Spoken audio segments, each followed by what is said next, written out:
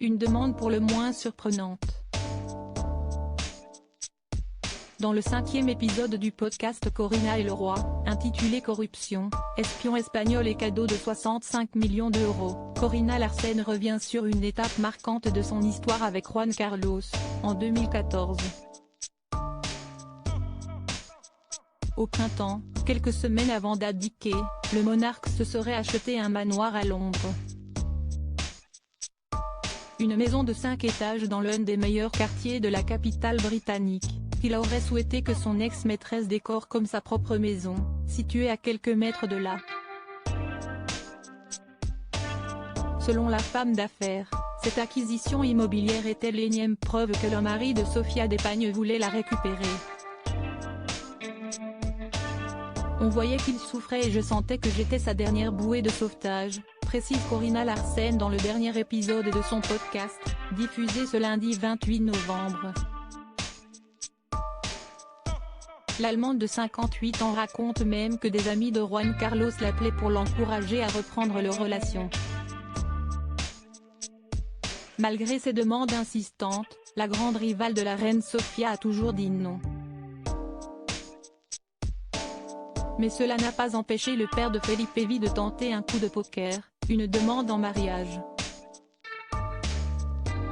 Je me souviens m'être dit, oh mon Dieu, si est-il tellement gênant. Et je lui ai dit, vous vous êtes récemment converti à l'islam ? Sinon, vous ne pouvez pas me demander de vous épouser, étant donné que vous êtes déjà marié, se souvient encore celle qui était alors conseillère en images de la princesse Charlène de Monaco.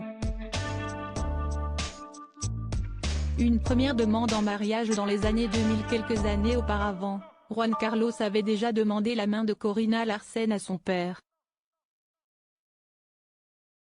Veut aller plus loin et rend visite au père de Corina.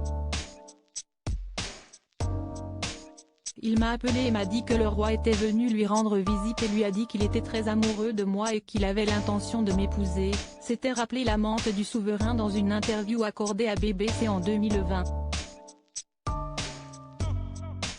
Il a également dit à mon père qu'il ne pouvait pas le faire tout de suite, que cela prendrait du temps. Mais il voulait que mon père sache qu'il était sérieux avec moi, avait-elle poursuivi, expliquant qu'elle avait été touchée de cet engagement même si elle savait pertinemment qu'une telle chose n'arriverait pas. J'étais très amoureuse de lui, mais je sentais, je suis une stratège politique, que cela allait être très difficile. Et je pensais que cela aurait pu déstabiliser la monarchie. Je l'ai juste pris comme une preuve du sérieux de notre relation, avait déclaré Corina Larsen, l'année où elle a poursuivi en justice l'ex-roi espagnol pour harcèlement.